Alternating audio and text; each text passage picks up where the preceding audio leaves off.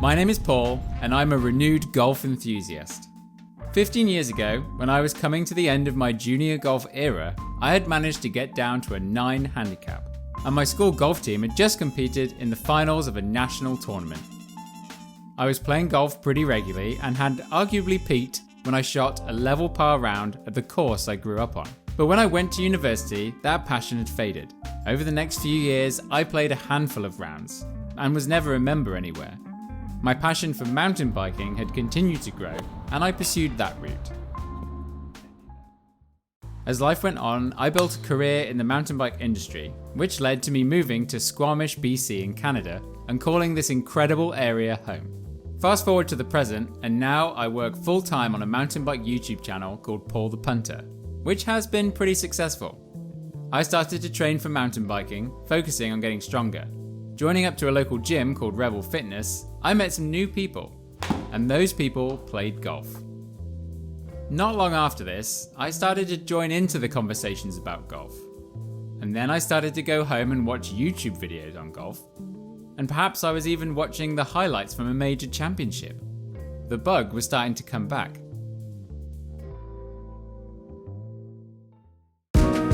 When travel restrictions came in this year, I was spending a lot more time at home, and this led to me thinking it was probably time to add in another activity to my life.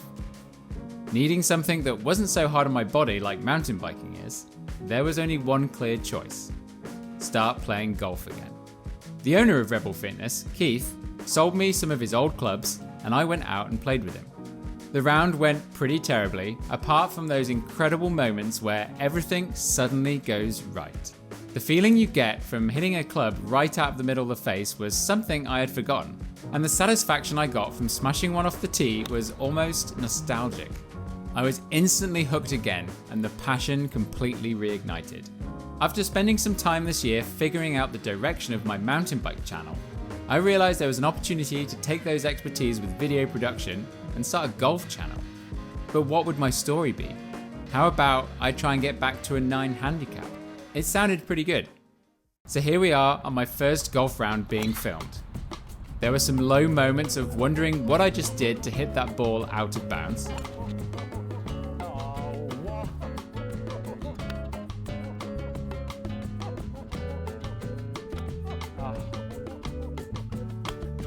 Get through. Go, go!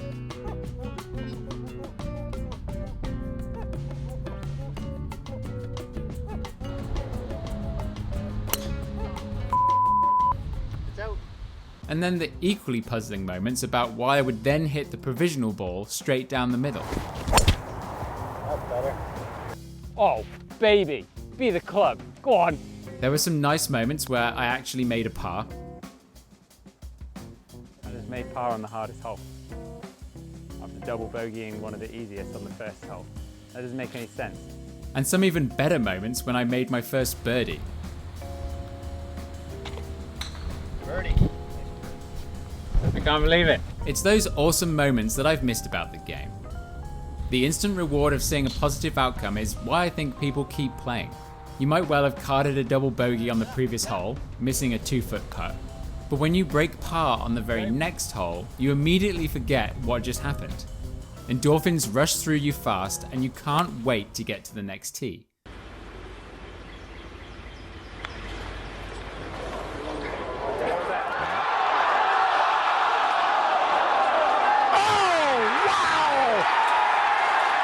In your life, have you seen anything like that? Along with this, I've already met some great new people, and I've really been enjoying finding new conversations over 18 holes. In these first few rounds, I have noticed that so many things have changed in golf. For starters, everyone hits it so much further. Be the club. Go on. I didn't think I can hit my 3-wooders as far as I thought.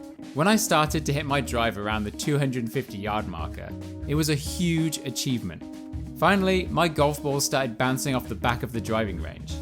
Nowadays, 250 yards is pretty average, with even the most amateur of players clocking in 270 or even 280 yards off the tee. And of course, the rules have changed.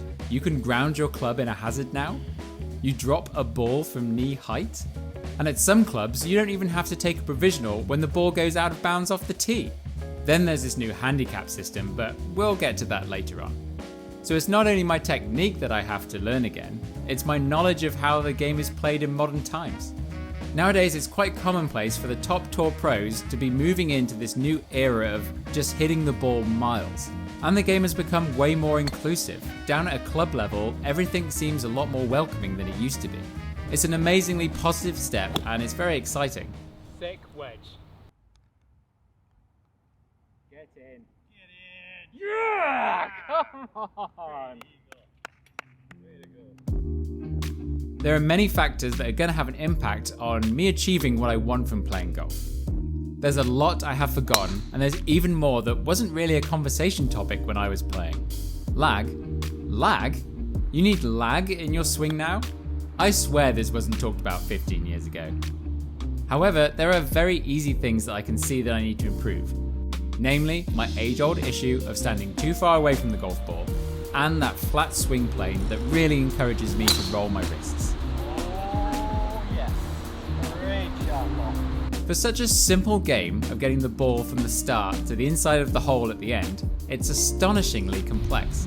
It really is a sport that rewards time spent on improvement. And at 33 years old, it's something I now appreciate more than I ever have. Get there. Get there. Oh, baby. Good roll. Good roll. Yeah. Get in. Another birdie. Three birdies. 3 birdies. Of course, my ability is nowhere near how it was when I left golf. I mean, golf is hard. But when it goes right, it's oh so good. And I want to earn that feeling of handing in a solid score again. So what's this channel actually going to be about? Well, I'll be taking you through the highs and lows and the struggle and the successes of trying to get back to the level that I had reached all those years ago. Everything from choosing my clubs to getting lessons and everything in between. We'll also travel around to some incredible golf courses as well. But where are we starting from? That point of the story isn't so good. At this point, I had played about 6 rounds of golf, not really counting the score that often. But here, after adding it all up, carding a 98 seems like a world away from shooting in the low 80s. It's like I never left. And it's been quite a hard pill to swallow, even though it's not exactly a surprise. But the frustration of knowing what you used to be able to do versus what you can do now is hopefully something that others can relate to. It's going to be really fun, and I guarantee you'll enjoy following along. So hit subscribe and join in. Leave a comment below telling me what you'd like to see me work on specifically. And heck, please give me some swing tips. It's been so long, I'll take every bit of advice going. So thanks for watching, and I'll see you out there on the course.